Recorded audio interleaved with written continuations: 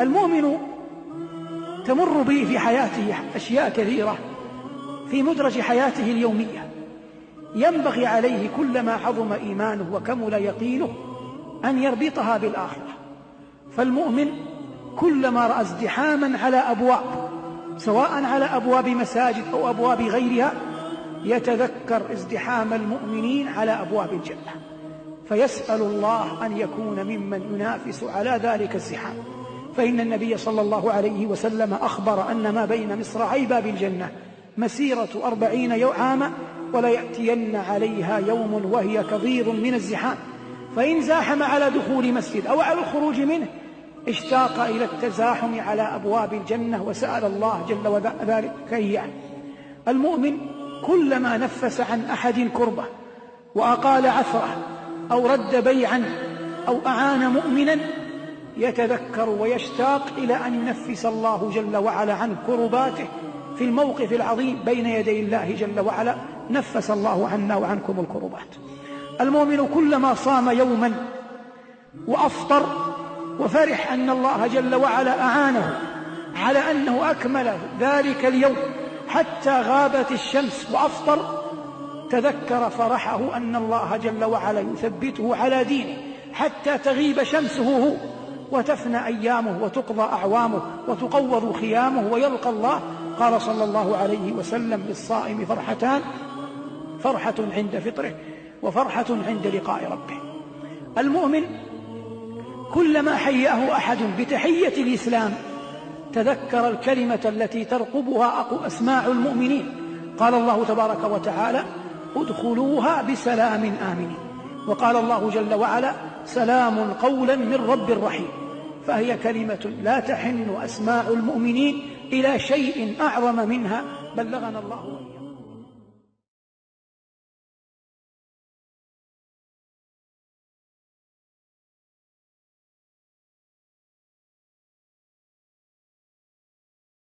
ثمة أمور يجعلها الإنسان وفق مداركه وهو يتعبد الله تبارك وتعالى.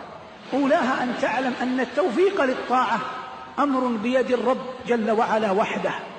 قال الله جل وعلا: يهدي الله لنوره من يشاء. فالتماس التوفيق في الأعمال الصالحة وفي غيرها من مطالب الدنيا المباحة إنما يكون من عند الرب تبارك وتعالى. والإنسان لو أوكل إلى اجتهاده وقدراته لهلك، ولكن الهادي والموفق هو الرب جل وعلا. وأكثر ذكره في الأرض دأبا لتذكر في السماء إذا ذكرت، وسل من ربك التوفيق فيها، وأخلص في السؤال إذا سألت، ونادي إذا سجدت به اعترافا كما ناداه ذو النور بن متى. فالمقصود أن يعلم العبد في أول الأمر أنه لا خير يجلب ولا شر يدفع إلا بالله. قال العز بن عبد السلام رحمه الله تعالى: والله لن يصلوا إلى شيء يبتغونه بغير الله، فكيف يوصل إلى الله بغير الله؟ فإذا كان ما لا يتعلق به أجر لا ينال إلا بالله، فكيف ما علق الله عليه الأجر ووعد الله عليه الحسنى وذكر عليه الجنان والعطايا والهبات؟ هذا لا ينال من باب أولى إلا بتوفيق الرب تبارك وتعالى. مما يعينك على أن تستثمر الباقيات الصالحات وتأتيها أن تتذكر أحاديث للنبي صلى الله عليه وسلم تحبب في العمل الصالح. منها قوله صلى الله عليه وسلم: أن تتذكر المحرمات على النار والممنوعين من دخول الجنة. فما الجنة والنار؟ خلقان من مخلوقات الله، يدخل الله جل وعلا فيهما من يشاء. فإذا تذكرت من حرم الله على النار كان ذلك باعثا حثيثا في نفسك أن تأتي الأعمال الصالحة. وإذا تذكرت من حرمه الله على الجنة أو منعه من الجنة كان ذلك باعثا حثيثا في نفسك أن تبتعد عن تلك الأعمال. ومن قدر له أن يستبطن أقوال العلماء من المفسرين يجد والله ما من كلمة قالها أهل العلم من المفسرين أشد على من يقرأها من قول سفيان بن عيينة رحمه الله وهو يفسر قول الله جل وعلا: إن الله يأمر بالعدل والإحسان. قال رحمه الله: العدل أن تستوي العلانية والسريرة، والإحسان أن تكون سريرة المرء أعظم من علانيته.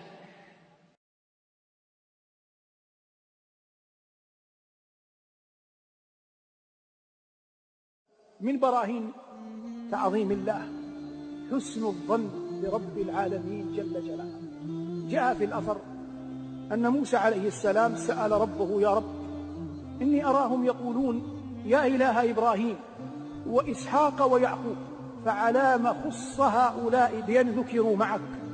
فأوحى الله جل وعلا إليه: يا موسى، أما إبراهيم فما خير بين اثنين أنا أحدهما إلا اختارني، وأما إسحاق فقد جادني بنفسه وهو بغيرها أجود، وأما يعقوب فكلما ازددته بلاء ازداد حسن ظن بي، ووالله من يعرف عظمة الله وسعة رحمته لا يملك إلا خيارا أوحدا، هو حسن الظن برب العالمين جل جلاله.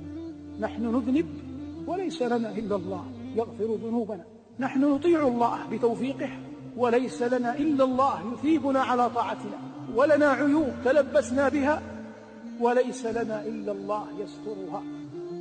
فمن أحسن الظن بربه تبارك وتعالى كان الله جل وعلا له كظنه بربه تبارك وتعالى. والمعنى كما جاء في الحديث: أنا عند حسن ظن عبدي بي، أو أنا عند ظن عبدي بي فليظن عبدي بي ما شاء. ومن عرف الله وسعة رحمته لا يملك إلا أن يحسن الظن بربه. اجتمع أبناء يعقوب عليه شيخ كبير شابت لحيته واحدودب ظهره وعميت عيناه، ومع ذلك يذكر يوسف تولى عنهم وقال: يا أسفا على يوسف وابيضت عيناه من الحزن فهو كظيم. قالوا: تالله إنك لفي ضلالك القديم. تمر أقوال وأحداث إلى أن يقول الله جل وعلا عنهم: قال: إني لأجد ريح يوسف لولا أن تفندون. قالوا: تالله إنك لفي ضلالك القديم. فلما أن جاء البشير ألقاه على وجهه فارتد بصيرا. ماذا قال لهم؟ ذكرهم بحسن ظنه بربه. قال الله: قال: ألم أقل لكم إني أعلم من الله ما لا تعلمون، وإنني أخاطب كل مبتلى، والله إن الله أرحم بك من نفسك، وإن الله جل وعلا قادر على أن يغيثك، وأن ما أنت فيه هو خيرة الله، وخيرة الله لك خير من خيرتك لنفسك. خيرة الله لك خير من خيرتك لنفسك. ويحتاج المرء مع ذلك إلى أن يكثر من ذكر الله ويصبر نفسه ويرى سير الأخيار والأبرار الذين صبروا على ابتلاء ربهم تبارك وتعالى.